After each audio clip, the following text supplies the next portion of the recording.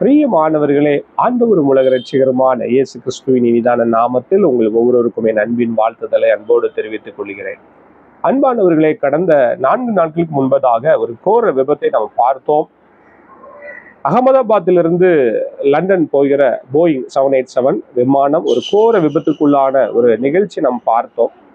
உண்மையிலே எனக்கு மனசுக்கு ஒரு 4 நாட்களாக அந்த நிகழ்ச்சியை பார்த்தது பிறகு எனக்கு தூக்கமே இல்லை. மனசுக்கு ரொம்ப கஷ்டமா இருந்தது. அது பிரயாணம் செஞ்ச 242 பேர்ல ஒருவர் மட்டும் உயிர் தப்பிச்சு மற்ற எல்லாருமே இறந்துட்டாங்க. அது மாத்திரமல்ல, அந்த மருத்துவக் கல்லூரியிலே மதிய உணவை சாப்பிட்டு இருந்த ஒரு 30 பேர், சுமார் 30 பேர், மொத்தம் 270 பேர் உண்மையிலே எரிந்து சாம்பலாய் விட்டாங்க அப்படின்னு சொல்லும் போது மனசுக்கு ரொம்ப கஷ்டமா இருக்குது. பாருங்க, அவங்களுடைய கனவுகள், அவங்க பிரயாணம் செய்து கொண்டு இருக்கிற அந்த நொடி பொழுதிலே அவங்க நினைச்சிருப்பாங்களா, நம்ம இப்படி எரிஞ்சு சாம்பலாயிருவோம் அப்படின்னு நினைச்சு அவங்க நினைச்சு பார்த்துருப்பாங்களா? பாருங்க, அது மரணம் எவ்வளவு ஒரு கொடியதா இருக்கிறது. அந்த நிகழ்வுகளை பார்க்கும்போது உண்மையிலே என் உள்ளம் உடைக்கப்பட்டது. அவங்க நினைச்சு பார்த்துருக்க மாட்டாங்க, அவங்க நம்ம எரிஞ்சு சாம்பலாயிருவோம் அப்படின்னு சொல்லி அவங்க நினைச்சு பார்த்துருப்பாங்களா? சிறு பிள்ளைகள், ஒரு குடும்பமாய் சென்றவர்கள், புதுமண தம்பதிகள், அதாவது இந்த திருமணத்துக்கு ஆயத்தமாக இருக்கிற 2 ஜோடிகள், உண்மையிலே ரொம்ப கஷ்டமா இருக்குது. நம்ம என்னைக்கு எந்த நிமிஷம் நமக்கு என்ன நடக்குங்கிறது நமக்கு தெரியாது. வேதத்திலே பார்க்கிறோம். சங்கீதம் 31:15 தாவீதின் சங்கீதக்காரன் அழகா சொல்கிறான். சங்கீதம் 31:15, என் காலங்கள் உமது கரத்தில் இருக்கிறது, என் சத்துருக்களின் கைக்கும் என்னை துன்பப்படுத்துகிறவர்களின் கைக்கும் என்னை தப்புவியும் என்று தாவீதின் சங்கீதக்காரன் அழகாய் சொல்கிறான். அப்போ நம்முடைய காலங்கள் தேவனுடைய கரத்தில் இருக்கிறது. முதலாவது தேவனுடைய கரத்தில் நம்முடைய காலங்கள் இருக்கிறது. 2வது சத்துருவோட கைக்கு நம்மளுடைய காலங்கள் இருக்கிறது. அதனால நம்ம ஒவ்வொரு நாளும் நம்ம ஜெபிக்கணும். ஆண்டவரே, என்னுடைய காலங்கள் உமது கரத்தில் இருக்கிறது, என்னை சத்துருடைய கைக்கு என்னை தப்புவியும், என்னை துன்பப்படுத்துகிறவர்களின் கைக்கு தப்புவியும் சொல்லி நம்ம ஒவ்வொரு நாளும் ஜெபித்து கடந்து சொல்ல வேண்டும். அதனால காலங்கள் தேவனுடைய கரத்தில் இருக்கிறது. இன்னைக்கு இருக்கிற மனிதர் நாளைக்கு இருப்போமா அப்படிங்கிறது நமக்கு நிச்சயம் கிடையாது. ஏன் இன்னைக்கு உங்களோட நான் பேசி கொண்டு இருக்கிற நாளைக்கு நான் இருப்பேனா அப்படிங்கிறது நிச்சயம் கிடையாது. அதனால அந்த பூமியில இருக்கிற நாட்கள் நம் தேவனுக்கு பிரியமாகவும் நம்ம நல்ல காரியங்களை, நல்ல விஷயங்களை மற்றவங்களுக்கு செய்து வாழக்கூடிய ஒரு நபரை நம்ம வாழணும். பாருங்க, 270 பேர் அவங்க ஒரு நொடி பொழுதுல அவங்க தீக்கி இரையாயிட்டாங்க, அவங்க சாம்பல் ஆயிட்டாங்க. உண்மையிலே ரொம்ப கஷ்டமா இருக்கு. அவங்களுடைய கனவுகள் எந்த விதமா இருந்திருக்கும். அதனால காலங்கள் தேவனுடைய கரத்தில் இருக்கிறது. அகமதாபாத்தில மறித்த ஒவ்வொருவருக்கும், 270 பேருக்கும் என்னுடைய ஆழ்ந்த இரங்கலை நம்ம MFM மீடியா மூலியமாக தெரிவித்துக் கொள்கிறேன். அவங்களை விட்டு பிரிந்திருக்கிற அவங்களோட குடும்பங்கள் ஒவ்வொருவருக்கும் ஆழ்ந்த இரங்கலை நான் தெரிவித்துக் கொள்கிறேன்.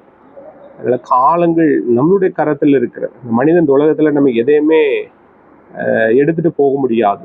நிறுவனமாக வந்த மனிதன் நிறுவனமாக தான் திரும்ப போகணும். அதனால அந்த பூமியில ஆண்டவன் கொடுத்திருக்கிற ஆசீர்வாதங்கள், அதாவது பூமிக்குரிய ஆசீர்வாதங்கள், நம்மளை ஆண்டு ஆசீர்வச்சு வச்சிருக்கும் போது இந்த பூமியில நம்ம மற்றவங்களுக்கு நம்ம ஒரு எடுத்துக்காட்டா வாழணும். மற்றவங்களுக்கு இருக்கும்போது நல்ல காரியங்களை செய்து வாழ்கிறவளா இருக்க வேண்டும். இன்னைக்கு நிறைய பேர் என்னுடைய படிப்பு, என்னுடைய பணம், என்னுடைய சம்பாத்தியம் அப்படின்னு சொல்லி ஒரு சுயநல வாழ்க்கையை வாழ்ந்து கொண்டு இருக்கிற இன்னைக்கு எத்தனை பேர் இருக்கிறோம் பாருங்க. ஒன்றுமே இல்லை இந்த உலகத்துல. நிச்சயம் இல்லாத ஒரு வாழ்க்கை, ஒரு நிழலற்ற ஒரு வாழ்க்கையை நம்ம வாழ்ந்து கொண்டு இருக்கிறோம். ஆண்டவர் நம்மளை தெரிந்து கொண்டதற்கு ஒரு நோக்கம் உண்டு. எபேசியர் 1:4 சொல்லுது, உலகத்திற்கு தோற்றத்தை, அதாவது உலகம் தோற்றத்திற்கு முன்னதாகவே நம்மளை தெரிந்து கொண்டார் என்று வேதம் சொல்லுகிறது. அது மாத்திரமல்ல, அப்போஸ்தலர் 22:14 அவர் உன்னை முன்னமே தெரிந்து கொண்டார் என்று வேதம் சொல்லுகிறது. அப்போ உலக தோற்றத்திற்கு முன்னதாகவே நம்ம ஆண்டவர் நம்மளை தெரிந்து கொண்டிருக்கிறார். நம்மளை தெரிந்து கொண்டதுக்கு ஒரு நோக்கம் உண்டு. அதனால ஒவ்வொருவரையும், இந்த வீடியோ பார்த்து கொண்டு இருக்கிற அன்பான தேவனுடைய பிள்ளைகளே, உங்கள் ஒவ்வொருவரையும் ஆண்டவர் முன்குறித்திருக்கிறார். உங்களை தெரிந்து கொண்டதுக்கு ஒரு நோக்கம் இருக்கு. அதனால அந்த பூமியில அவருடைய சித்தத்தை செய்து வாழ்கிறவர்களாய் நம்ம வாழுவோம். அவருடைய சித்தத்தை, அவருடைய மன விருப்பத்தை நிறைவேற்றியவர்களாய் வாழ்வோம். அப்போஸ்தலர் 13:22 பார்க்கிறோம். தாவீதை குறித்து அந்த அழகாய் சொல்லியிருப்பார். தாவீது என் இருதயத்திற்கு ஏற்றவனாக கண்டேன், அவன் எனக்கு சித்தமானவைகள் எல்லாம் அவன் செய்தான் என்று கர்த்தர் சாட்சி கொடுத்திருக்கிறார். அதனால நம்ம சாட்சி உள்ளவர்களாய் வாழணும், சாட்சி கொடுக்கிறவர்களாய் வாழணும். ஆண்டவருடைய இருதயத்தை ஏற்ற ஒரு பிள்ளையாய், மகனாய், மகளாய் நம்ம வாழ வேண்டும். அதனால இருக்கிற காலங்களை நீங்க பிரயோஜனப்படுத்தி கொள்ளுங்க. இன்னைக்கு இருக்கிற நான் நாளைக்கு இருப்பேனான்னு சொல்ல முடியாது. அதனால நீங்க காலங்களை பிரயோஜனப்படுத்திக் கொள்ளுங்க. வேதம் சொல்லுகிறது, என் காலங்கள் உம்முடைய கரத்தில் இருக்கிறது.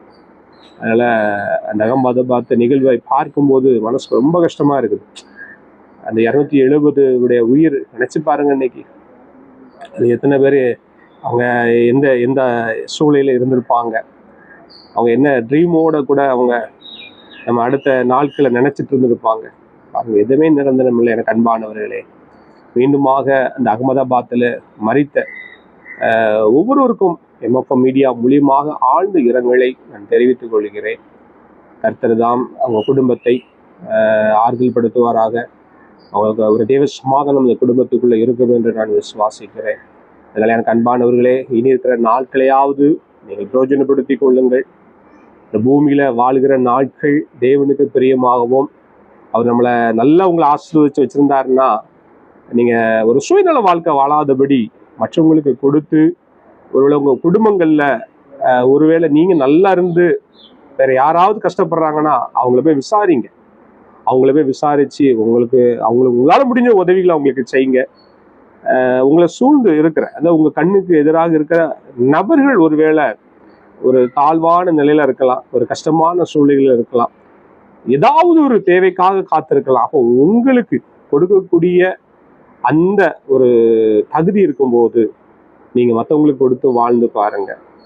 அதனால நம்முடைய காலங்கள் தேவ கரத்தில் இருக்கிறது. கர்த்தர் உங்களை ஒவ்வொருவரையும் ஆசீர்வதிப்பார் என்று நான் விசுவாசிக்கிறேன்.